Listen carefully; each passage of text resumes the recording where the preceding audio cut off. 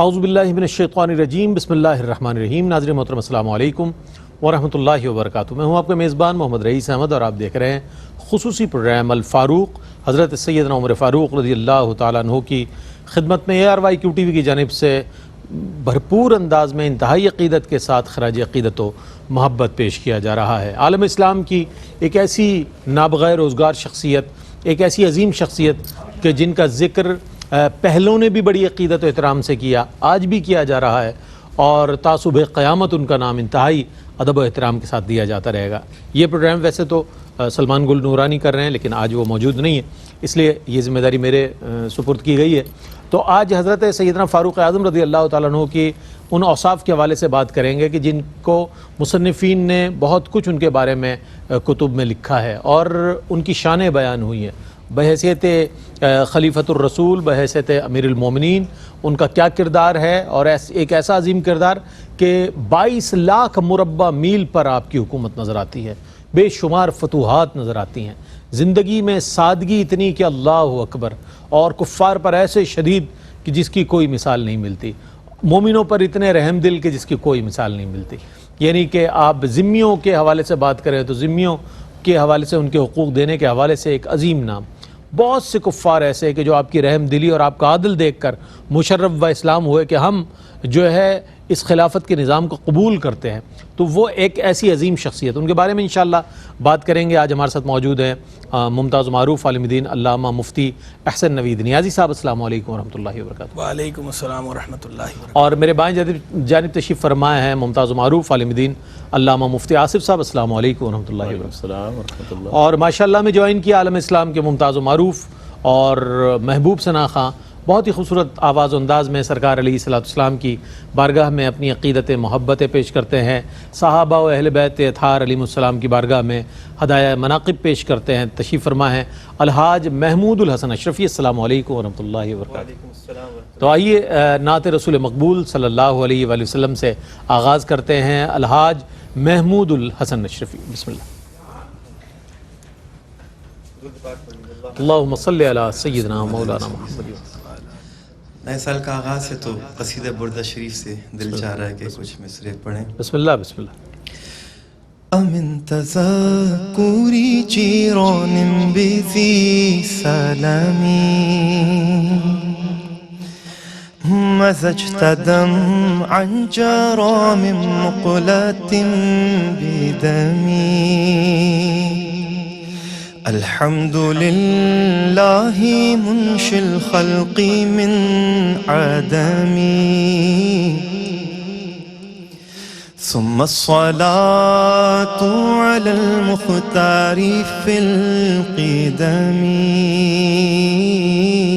مولاي صل وسلم دائما أبدا على حبيبك خير الخلق كلهم مولاي صل وسلم دائما أبدا على حبيبك خير الخلق كلهم محمد ذكره روح لأنفسنا محمد شكره فرض على الأمم محمد سيد الكونين والثقلين والفريقين من عرب ومن عجم مولاي صل وسلم دائما أبدا على حبيبك خير الخلق كلهم میرے بہتری اسی محبوب سے وابستہ امید شفاعت ہے کہ ہر ہمت شکن مشکل میں جس نے دستگیری کی هو الحبیب الذي ترجى شفاعته لكل هول من الأهوال مقتحم مولاي صل وسلم دائما أبدا على حبيبك خير الخلق كلهم والآل والصحب ثم التابعين لهم أهل التقى والنقى والحلم والكرم ثم الرضا عن أبي بكر وعن عمر وعن علي وعن عثمان ذي الكرم يا رب المصطفى بلغ مقاصدنا واغفر لنا ما مضى يا واسع الكرم البيت كلهم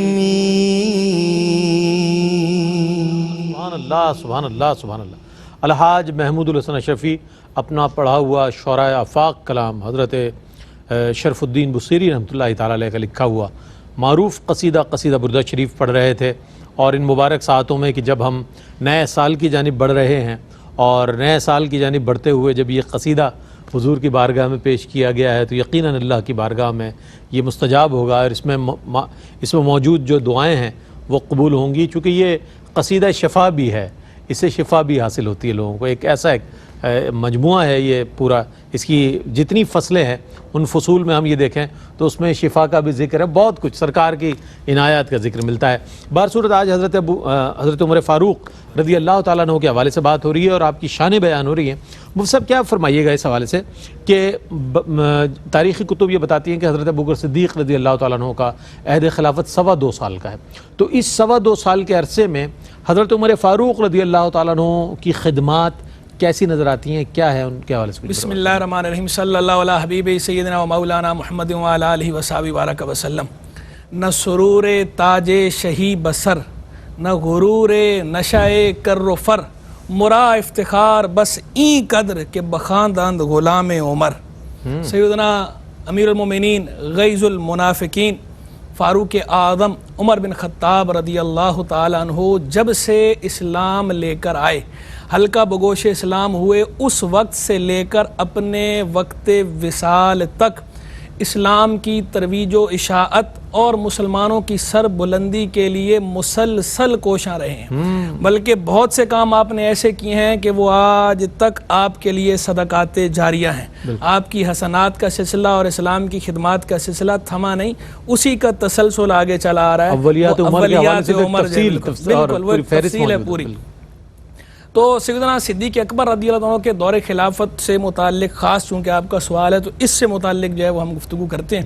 تو دیکھیں امیر المومنین سیدنا صدیق اکبر رضی اللہ تعالیٰ عنہ جب حضور جان عالم علیہ السلام کا وصال ہوا تو سرکار علیہ السلام کے وصال کے بعد سیدنا صدیق اکبر رضی اللہ تعالیٰ عنہ کی خلافت پہ سب کو جمع کرنا اور مسلمانوں کا شیرازہ نہ بکھرنے دینا، اس میں کلیدی کردار ہے سیدنا عمر رضی اللہ تعالیٰ عنہ کا۔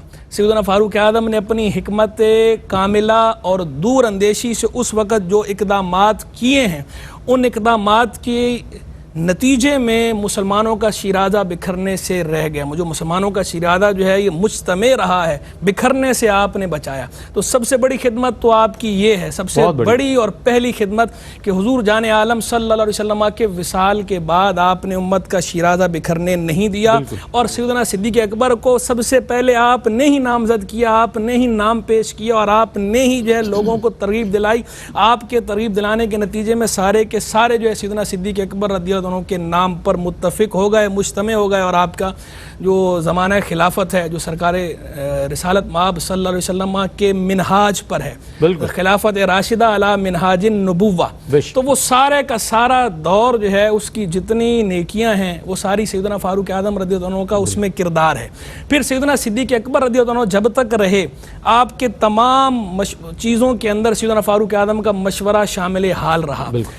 سب سے بڑا اور کلیدی کردار وہ خلافت مجتمع ہو جانے کے بعد اگلا جو ہے کہ مسلمانوں کو قرآن مجید فرقان حمید پہ جمع کر دینا، جو تدوین قرآن ہے، جمع قرآن ہے، اس کے اندر بھی سب سے بنیادی کردار سیدنا فاروق اعظم رضی اللہ عنہ کا ہے۔ خدا حدیث کے اندر موجود ہے، جب جنگ یمامہ کے موقع پر مسلمان قراء شہید ہوئے بڑی تعداد کے اندر، تو سیدنا فاروق اعظم نے آ کر سیدنا صدیق اکبر کو عرض کیا کہ حضور اگر اسی طرح سلسلہ چلتا رہا تو یہ سارے حافظ پہلے تو یہ تجویز سیدنا ابوبکر صدیق رضی اللہ تعالیٰ عنہ نے اس بات پر نہیں، پہلی تجویز تو یہ سیدنا فاروق اعظم ہی کی ہے۔ سیدنا فاروق اعظم نے ہی آ کر سیدنا صدیق اکبر کو عرض کیا۔ زید بن ثابت جو ہے وہ کہتے ہیں کہ مجھے سیدنا صدیق اکبر نے بلایا اور بلا کے مجھے کہا کہ یہ عمر میرے پاس آئے ہیں اور مجھے آ کر انہوں نے یہ کہا کہ جو ہے وہ اس طرح مسلمان جو ہے وہ قراء جو ہے وہ اگر شہید ہوتے رہے تو قرآن مجید فرقان حمید محفوظ کیسے رہے گا، تو آپ اس لیے قرآن مجید فرقان حمید کو جمع کریں۔ تو میں نے ان سے کہا کہ میں وہ کام کیسے کروں جو سیدنا رسول اللہ صلی اللہ علیہ وسلم نے نہیں کیا،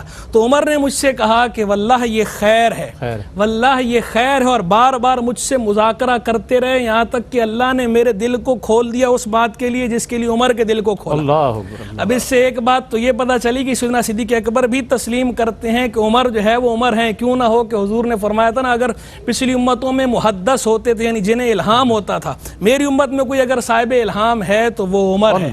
تو سیدنا صدیق اکبر بھی اسی طرف اشارہ کرتے ہوئے کہہ رہے ہیں نا کہ اللہ نے اس چیز کے لیے میرے سینے کو بھی کھول دیا، میرے دل کو بھی کھول دیا جس کے لیے عمر کے دل کو کھولا تھا۔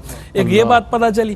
دوسرا نقطہ یہ بھی پتہ چلا کہ جو کام زمانہ رسالت مآب علیہ السلام میں نہ ہوتا ہو لیکن ہو خیر، اس کے اندر مسلمانوں کی اور دین کی مصلحت ہو، کسی شرعی دائرے سے ٹکراتا نہ ہو، تو وہ کام جو ہے وہ کر لینا چاہیے۔ اور تیسرا یہ بھی پتہ چلا کہ مسلمانوں کا جو نظم خلافت ہے یہ شروع سے شورائی رہا ہے۔ اسلام کا جو طرز ہے وہ شورائیت والا طرز ہے۔ سیدنا صدیق اکبر نے سیدنا فاروق اعظم کے مشورے کو قبول فرمایا، اور بھی جتنے مواقع ہے سب پہ مشورہ قبول کرتے رہے۔ پھر سیدنا فاروق اعظم کے اس مشورے کے نتیجے میں قرآن مجید فرقان حمید کی جمع و تدوین کا کام شروع ہوا۔ تو یہ بھی سیدنا فاروق اعظم کی ایک بنیادی خدمت ہے جو آپ نے سر انجام دی مسلمانوں اور اسلام کے لیے۔ بہت عمدہ، بہت عمدہ، بہت اچھے انداز میں سیدنا صدیق اکبر رضی اللہ تعالیٰ عنہ کے عہد خلافت میں جو خدمات ہیں سیدنا عمر فاروق رضی اللہ تعالیٰ عنہ کی، اور عظیم خدمات جناب، اس کا تذکرہ فرما رہے تھے۔ ایک مختصر سا وقفہ ہے، وقفے کے بعد لوٹیں گے تو ایک انتہائی اہم سوال ہے میرے پاس موجود، اسی عنوان کے ساتھ پیش کروں گا۔ ایک وقفے کے بعد حاضر ہوتے ہیں، ہمارے ساتھ رہیے گا۔ ناظرین، آپ کا خیر مقدم ہے۔ مراد رسول، دعائے رسول حضرت سیدنا عمر فاروق رضی اللہ تعالیٰ عنہ کی خدمت میں ARYQ TV کی جانب سے خراج عقیدت و محبت پیش کیا جا رہا ہے۔ آپ کی خلافت کے حوالے سے یہ بات بتاتے چلیں کہ سیدنا ابوبکر صدیق رضی اللہ تعالیٰ عنہ کے بعد جب منصب خلافت پر آپ متمکن ہوئے تو انتہائی اہم ذمہ داری اسلامی ریاست کی آپ کے شان اقدس پر آئی، اور اس خلافت کی اہم ترین ذمہ داری کا اظہار آپ نے کس طرح فرمایا؟ میں چاہتا ہوں اس پر کچھ کلام فرمائے گا، چونکہ بہت بڑی ذمہ داری تھی۔ رسول کریم صلی اللہ علیہ وسلم سے بالکل قریب ترین دور ہے، 2.25 سال کا بیچ میں عرصہ ہے حضرت ابوبکر صدیق کا، کیا فرمائیے؟ اللہ من الشیطان الرجیم، بسم اللہ الرحمن الرحیم۔ جی، یہ وہ نفوس قدسیہ ہیں جنہیں اللہ تبارک و تعالیٰ کا خوف رحمت دو عالم صلی اللہ علیہ وسلم کی جانب سے حاصل ہوا، اور جو حقیقی خوف اللہ کا ہونا چاہیے، اور خوف سے مراد یہ ہے کہ کہیں میرا محبوب مجھ سے حجاب میں نہ چلا جائے، ورنہ تو دوسرے خوف بھی دنیا کے ہوتے ہیں کہ کوئی کچھ چھین لے گا، کہیں ظلم نہ کرے۔ یہ خوف معاذ اللہ اللہ کی طرف منسوب نہیں ہوتا، بلکہ اللہ کا خوف یہ ہے کہ کہیں میرا محبوب جو ہے وہ مجھ سے ناراض نہ ہو جائے اور مجھ سے حجاب نہ فرمائے۔ تو یہ خوف دامنگیر تھا۔ یہی وجہ ہے کہ آپ نے جب آپ کو نامزد صدیق اکبر نے فرمایا، تب بھی آپ نے فرمایا کہ آپ مجھے نامزد نہ کریں۔ اسی طرح سے صحابہ کرام میں بھی ایک تشویش کی لہر تھی کہ مزاجاً سخت ہیں، تو آپ ایسے شخص کو مقرر کریں گے جن کے مزاج میں سختی ہے، تو پھر معاملات کہیں زیادہ سختی کی طرف نہ چلے جائیں۔ تو صدیق اکبر رضی اللہ تعالیٰ عنہ نے ایک بہترین جملہ ارشاد فرمایا کہ میں اللہ کی بارگاہ میں عرض کروں گا کہ میں بہترین شخص کو ذمہ داری دے کر آ رہا ہوں، یعنی صدیق اکبر رضی اللہ تعالیٰ عنہ کے نزدیک فاروق اعظم اس وقت روئے زمین پر موجود لوگوں میں سب سے بہترین تھے۔ سبحان اللہ۔ خود صدیق اکبر رضی اللہ تعالیٰ عنہ کا مرتبہ آپ دیکھ لیں، اس شخصیت کے نزدیک جو شخص ایک بہترین شخصیت کے طور پر، بہترین کردار کے طور پر اور اہل ہونے کے اعتبار سے مقرر کیا جا رہا ہے، تو پھر ظاہر سی بات ہے کہ اس کی اہلیت اور اس کے کردار پر کیا کلام کیا جا سکتا ہے۔ جہاں تک ذمہ داریوں کا تعلق ہے، جی بالکل بہت بڑی ذمہ داری کہ مسلمانوں کی امانتوں کی ذمہ داری، یہ کوئی آسان کام نہیں، اور ایک ریاستی سطح پر اللہ کے دین کو نافذ کرنا اور پھر اس کو آگے بڑھانا یہ ایک ذمہ داری، اور دوسرا رعایا کی جو ہے وہ خدمت کرنا اس طرز پر کہ جو اسلام کا پیغام ہے اور اسلام اسی کے لیے آیا ہے۔ تو پہلا خطبہ جو آپ نے ارشاد فرمایا اس میں بہت ساری چیزیں ملتی ہیں، اور پھر آپ نے حقیقتاً اس پر عمل پیرا ہو کے بھی دکھایا۔ ویسے تو لیڈر منتخب ہوتا ہے تو پہلی تقریریں کرتا ہی ہے وہ، اور اس میں زمین و آسمان کے قلابے ملاتا ہے کہ میں عوام کے لیے تارے توڑ کر لے آؤں گا، لیکن حقیقتاً حضرت عمر رضی اللہ تعالیٰ عنہ نے جو فرمایا وہ کر کے بھی دکھایا عملاً۔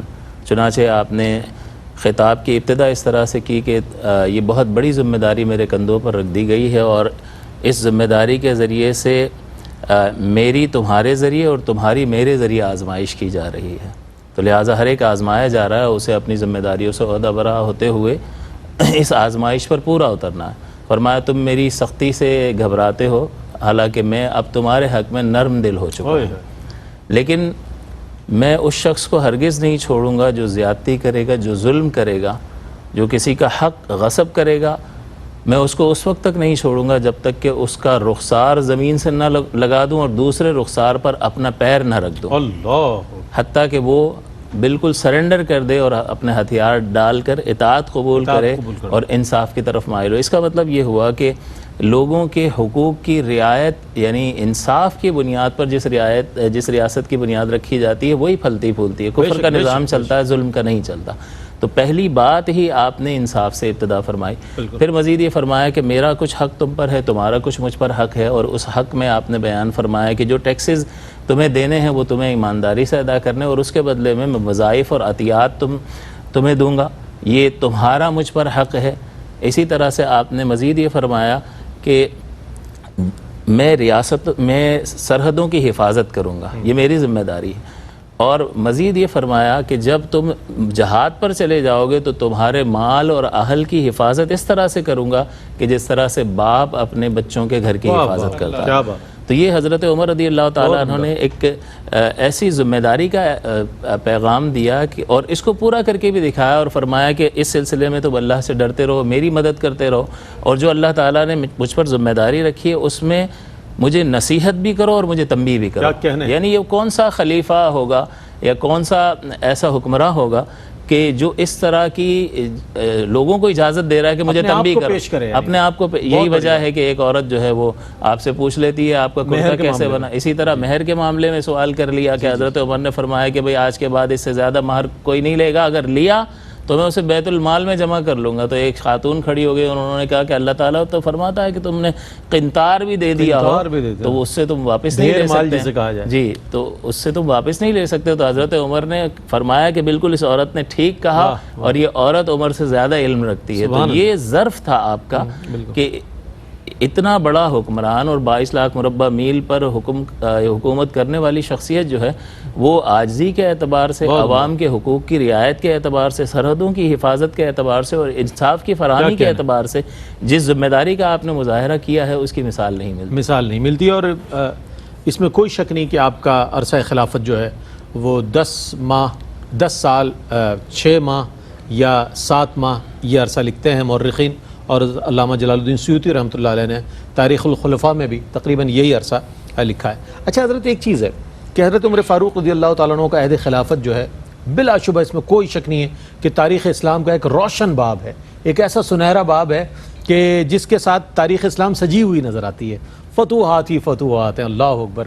ریاست اسلام جو ہے وہ پھیلتی چلی جا رہی. جناب کیا فرمائے گا اس عہد خلافت کے بارے میں؟ لیکن اس بھائی آپ تو یہ کہہ رہے ہیں تاریخ اسلام کا سنہرا باب ہے. میں یہ کہتا ہوں کہ یہ تاریخ عالم کا سنہرا باب ہے کہ پوری انسانی تاریخ جو معلوم تاریخ ہے آپ اٹھائیں. بالکل بالکل. سیدنا فاروق اعظم رضی اللہ تعالیٰ عنہ جیسا زرعی دور آپ دکھا دیں. سیدنا رسول اللہ صلی اللہ علیہ وسلم تو چونکہ وہ تو سید رسول ہیں نا, انبیاء اور رسول علیہ السلام کی بات نہیں ہو رہی, بات ہو رہی ہے امتیوں کی. انبیاء اور رسول سے نیچے جو انسان ہیں ان لوگوں کی بات ہو رہی ہے, غیر معصوم بشر کی بات ہو رہی ہے, انسانوں کی. انبیاء اور رسول علیہ السلام کو چھوڑ کر بقیہ جتنے بھی لوگ ہیں ساری تاریخ آپ اٹھائیں, پوری تاریخ عالم ایک طرف اور سیدنا فاروق اعظم رضی اللہ عنہ کا زرعی دور ایک طرف پلڑا, یہ بھاری ہوگا. یہ ایسا سنہرا دور ان کا جو ہے, اور ہر اعتبار سے, فتوحات کے اعتبار سے دیکھیں تو بھی ایسا نظر آئے گا, ذمہ داریوں کے اعتبار سے دیکھیں تو بھی ایسا ہی نظر آئے گا. اتنا تقریباً 22.5 لاکھ مربع میل پہ آپ نے حکومت فرمائی ہے. تو اتنے بڑے ایریے پہ حکومت کرنا اور وہ حکومت کر کے اپنا لوہا بھی منوانا, لوگوں سے بھی اپنی بات منوانا, عدل و انصاف قائم کرنا, ظلم و جور نہ خود کرنا نہ کسی کو کرنے دینا, اور اپنی گرفت بھی مضبوط رکھنا بغیر ظلم کے. یہ بڑا کمال ہے, بغیر ظلم کے اپنی گرفت مضبوط رکھنا. چھوٹی سی جگہ پہ بھی آپ زیادہ چھوٹی سی جگہ پہ بھی آپ زیادہ عرصے تک اپنی گرفت مضبوط نہیں رکھ سکتے. لیکن سیدنا فاروق اعظم کا پورا دور آپ اٹھائیں شروع سے لے کر آخر تک, آپ کی گرفت سارے علاقوں پہ آپ کو آپ کی جو گرپ ہے گرفت مضبوط نظر آئے گی سیدنا فاروق اعظم رضی اللہ عنہ کی. آپ دیکھیں آپ نے پھر جو آپ نے انتظام اور انصرام فرمایا ہے ریاستی سطح پہ بھی, اگر آپ اس کو دیکھیں تو فلاحی ریاست کوئی بھی سیدنا فاروق اعظم کے دور کو رول ماڈل بنائے بغیر قائم نہیں کی جا سکتی.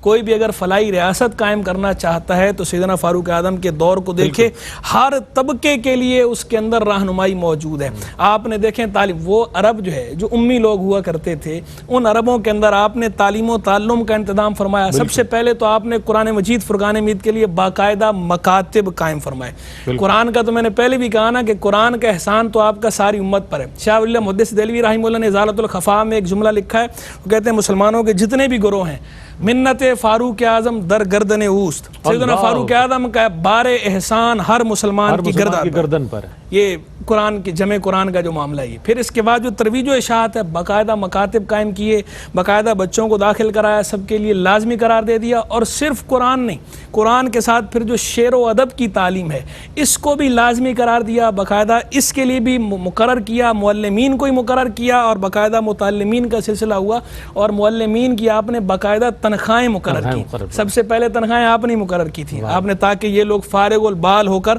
آگے یہ خدمت کریں. پھر اس کے بعد آپ نے جو ہے یہ فوجی اعتبار سے دیکھیں, باقاعدہ فوج آپ نے بنائی ہے. ورنہ اس سے پہلے تک جہاد کا اعلان ہوتا تھا, لوگ جو ہے وہ جہاد کے لیے حاضر ہوتے تھے, چلے جاتے تھے. آپ نے باقاعدہ فوج بنائی, اور اس کے لیے باقاعدہ لوگوں کو بھرتی کیا جاتا تھا اور ان کو باقاعدہ بھیجا جاتا تھا.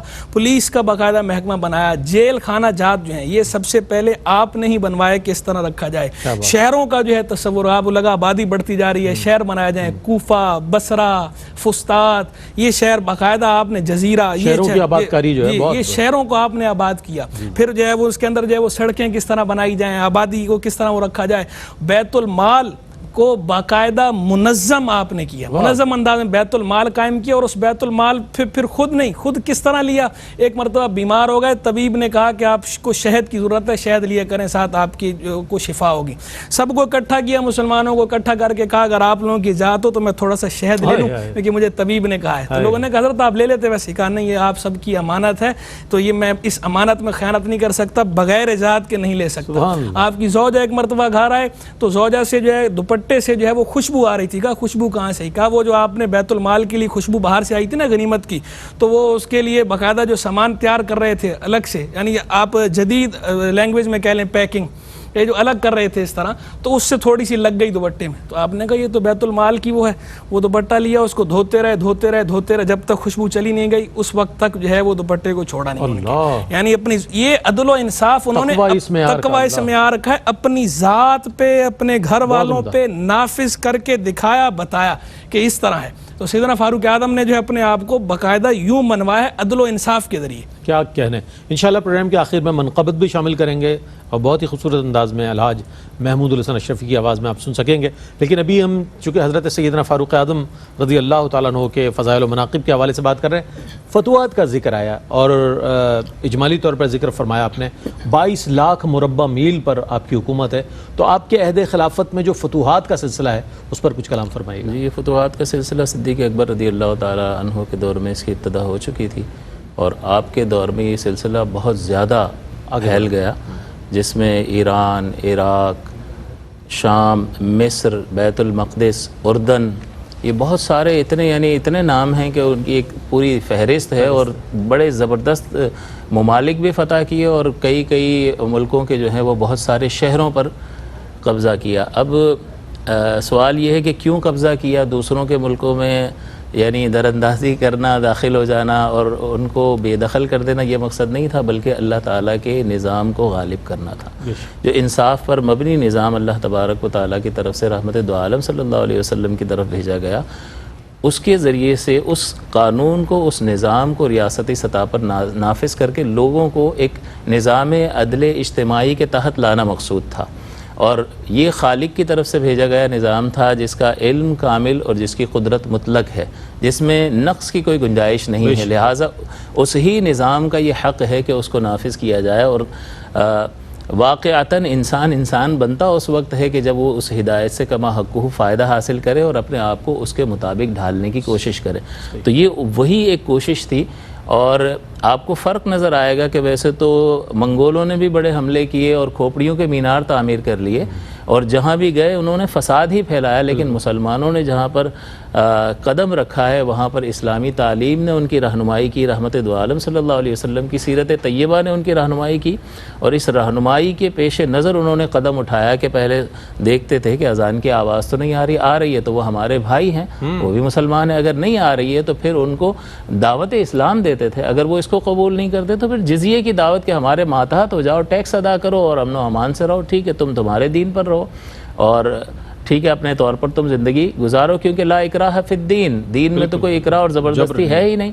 اور یہ آیت الکرسی میں اللہ تعالیٰ کی صفات کمال کے ذکر کے بعد اللہ نے فرمایا کہ بالکل واضح ہو چکا، اگر اللہ تبارک و تعالیٰ کی صفات کمال کو بندہ جان جائے تو ایمان لانا اس کے لیے آسان ہے، لہٰذا کوئی زبردستی نہیں ہے، تو زبردستی نہیں تھی، تو لہٰذا تمام تر تقاضوں کو پورا کرتے ہوئے جب سامنے مسلمانوں کی تمام مطالبات کو رد کرنے کے بعد وہ مقابلے پہ اترتے تھے، تب تلوار سے آغاز کیا جاتا تھا، اور اس میں بھی ان لوگوں سے مقابلہ کیا جاتا تھا جو مقابلے پر اترتے تھے، بوڑھوں کو، بچوں کو، عورتوں کو، حتیٰ کہ حضور نے فرمایا کسی کھیت کو نہ جلاؤ، کسی درخت کو نہ جلاؤ، یعنی کسی کو بھی کوئی نقصان اور اطراف کے ماحول کو کوئی کسی طرح کا کوئی نقصان نہ پہنچا، اور یہ اللہ تعالیٰ کا وعدہ تھا جو اللہ تعالیٰ نے پورا فرمایا کہ لِیُظْہِرَہُ عَلَى الدِّینِ کُلِّہ، کہ اللہ تعالیٰ دین کو غالب فرمائے گا، اور یہ حضرت عیسیٰ علیہ السلام کے وقت میں یہ کمال اور بتمام و کمال ظاہر ہوگا، اور اللہ تعالیٰ نے یہ بھی وعدہ فرمایا کہ وعد اللہ الذین آمنوا منکم وعملوا الصالحات۔ یہ کیوں اتنی فتوحات حاصل ہو رہی تھی؟ اس لیے کہ اللہ نے وعدہ فرمایا ایمان والوں سے اور ان لوگوں سے کہ جنہوں نے نیک عمل کیا کہ ان کو زمین میں خلافت عطا فرمائے۔ بہت اچھے انداز میں مفتی صاحب نے جواب بیان فرمایا۔ ایک مختصر سا وقفہ ہے، وقفے کے بعد لوٹیں گے انشاءاللہ، تو آپ کی خدمت میں حاضر ہوں گے، مزید سوالات شامل کریں گے، ہمارے ساتھ رہیے۔ آپ کا خیر مقدم ہے، الفاروق کے نام سے پروگرام آپ دیکھ رہے ہیں، اور حضرت سیدنا عمر فاروق رضی اللہ تعالیٰ عنہ کی خدمت میں خراج عقیدت محبت۔ مختصراً ہم یہ جاننا چاہیں گے کہ ریاستی انتظامات عہد خلافت میں کس انداز کے تھے؟ دیکھیں ریاستی انتظامات کے حوالے سے کچھ تو میں نے اشارے کر ہی دیے، کہ جیسے جو ہے وہ بیت المال کے حوالے سے میں نے بتا دیا، اسی طرح جو ہے وہ فوج کے حوالے سے بتا دیا، نئے شہروں کی آباد کاری کے حوالے سے بتا دیا، آبادی کو کس طرح جو ہے وہ ایڈجسٹ کرنا ہے اس کے حوالے سے بتا دیا، ٹیکسز آپ نے جو چنگی جو ہے یہ آپ نے مقرر کی، اسی طرح جو خراج کا معاملہ ہے کہ جو باقاعدہ خراج آپ نے مقرر کیا، گھوڑے جو ہیں تجارتی گھوڑے ان پہ جو ہے وہ زکوٰۃ جو ہے وہ ان پہ آپ نے اس کا نظم رکھا، یعنی ریاست کو کس طرح جو ہے وہ جائز مال جو ہے وہ فراہم کرنا ہے یہ، اور پھر اس کو جو ترسیل ہے آمد و رفت دونوں کا بہترین نظم آپ نے جو ہے وہ قائم فرمایا، تو آپ کی ریاست جو ہے وہ ہر حوالے سے ہمیں شاندار نظر آتی ہے۔ پھر جو غیر مسلم رعایا تھی، جو ذمی جنہیں ہماری ٹرمنالوجی میں کہا جاتا ہے فقہ کی اصطلاح کے اندر، تو ان ذمیوں کے بھی آپ نے باقاعدہ حقوق مقرر کیے اور ان کو ان کے حقوق دیے بھی ہیں، لیکن اس کے اندر یہ بھی ملحوظ رکھا ہے کہ غیر مسلم رعایا کو بھی حقوق دینے ہیں، لیکن چونکہ ریاست بنیادی طور پر اسلامی ہے، جب اسلامی ریاست ہے تو اس کے اندر جو غالب حقوق ہیں وہ مسلمان مسلمانوں کے ہوں گے، جو غیر مسلم ہیں ان کو بھی حقوق دیے جائیں گے، لیکن ایسا نہیں ہوگا کہ جو ہے جو غالب ہیں ان کو مغلوب کر دیا جائے اور جو مغلوب ہیں ان کو غالب کر دیا جائے. یہ انداز بھی نہیں ہونا چاہیے. آپ نے اس کو بہترین انداز میں نبھا کے دکھایا کہ کس طرح رکھنا ہے. بہت بہت اچھا پیغام کیا دیجیے گا کہ ہم ہیروز کی بات کرتے ہیں. سیدنا فاروق اعظم اسلامک ہسٹری کے بہت بڑے ہیرو ہیں، ان کے حوالے سے جاننا اور نوجوانوں کو بتانا ان کی خدمات کے حوالے سے، اور ARYQ TV کی جو کوشش ہے اس حوالے سے. یہ بہت اچھی کوشش ہے کہ جس میں بزرگان دین سے متعلق آگاہی فراہم کی جاتی ہے تاکہ ان کے کردار کو مشعل راہ بناتے ہوئے انسان ان کے نقش قدم پر چلنے کی کوئی کوشش کر سکے. اور خاص کر چونکہ یہ خلافت کے معاملات کا تذکرہ آج ہوا تو ہمارے حکمرانوں کو خاص طور پر اس سے سبق حاصل کرنا چاہیے کہ ان کو اللہ تعالیٰ نے یہ جو عروج عطا فرمایا ہے وہ ایک احساس ذمہ داری کی وجہ سے اور دیانتداری کی وجہ سے عطا فرمایا، اور اللہ کی فرما برداری کی وجہ سے، ایمان اور تقوی اور پرہیزگاری عمل صالح کی وجہ سے. آج ہمارے حکمرانوں کا حال ہے کہ سورہ اخلاص بھی پڑھنا نہیں آتی، نماز پتہ نہیں پڑھتے ہیں نہیں پڑھتے ہیں، پڑھنا آتی ہے نہیں آتی، بہت ساری چیزیں ایسی ہیں کہ تقوی اور پرہیزگاری جو ہے اس کا کوئی شائبہ کوئی جھلک نظر نہیں آتی ہے. یہی وجہ ہے کہ ہم پستی کا شکار. آج اسلامی ریاستیں جو ہے مغلوب نظر آتی. بہت شکریہ ادا کروں گا آپ کی تشریف آوری کا، بہت شکریہ. ہم الحاج محمود الحسن اشرفی کو بھی شامل گفتگو کرتے ہیں. ماشاءاللہ یہ بھی عالم ہیں باقاعدہ، اور لیکن چونکہ بحیثیت ناتخواں موجود ہیں تو ان سے منقبت سنیں گے. لیکن ان کی منقبت سے پہلے نواز اعظمی صاحب کا ایک بہت ہی خوبصورت کلام میری نظر سے گزرا سیدنا فاروق اعظم رضی اللہ تعالیٰ عنہ کے حوالے سے کہ جب شہ دین کی دعاؤں کا ثمر آتا ہے، جب شہ دین کی دعاؤں کا ثمر آتا ہے، پھر تو اسلام کے حصے میں عمر آتا ہے، پھر تو اسلام کے حصے میں عمر آتا ہے. عدل و انصاف میں کوئی بھی نہیں تجھ جیسا، عدل و انصاف میں کوئی بھی نہیں تجھ جیسا، حکمراں کوئی نہیں تجھ سا نظر آتا ہے، حکمراں کوئی نہیں تجھ سا نظر آتا ہے. اس کے اسلام سے قوت ہے ملی دین کو بہت، صحن کعبہ میں وہ بے خوف و خطر آتا ہے.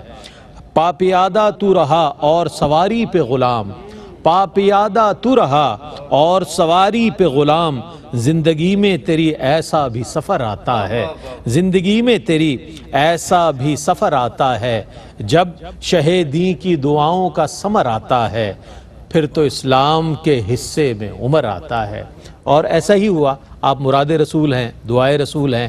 آئیے منظوم انداز میں ہم ہدیہ منقبت پیش کریں گے. الحاج محمود الحسن اشرفی، اللہ تعالیٰ سے دعا ہے کہ اللہ تعالیٰ یہ جو 56 یا 57 اسلامی ممالک ہیں انہیں حضرت سیدنا عمر فاروق رضی اللہ تعالیٰ عنہ جیسے حکمران نصیب فرمائے. تو آج ایک بار پھر اسلام کا آپ غلبہ دیکھیں گے اور کفر کو اور ضلالت کو مغلوب دیکھیں گے انشاءاللہ.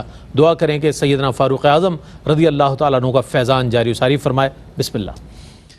بیاں بندوں سے کیا ہو مرتبہ فاروق اعظم کا، بیاں بندوں سے کیا ہو مرتبہ فاروق اعظم کا، ثنا خواں ہے خدا بندے علا فاروق اعظم کا. صحابہ میں ہے افضل حضرت صدیق کا رتبہ، صحابہ میں ہے افضل حضرت صدیق کا رتبہ، ہے ان کے بعد اعلیٰ مرتبہ فاروق اعظم کا، ہے ان کے بعد اعلیٰ مرتبہ فاروق اعظم کا.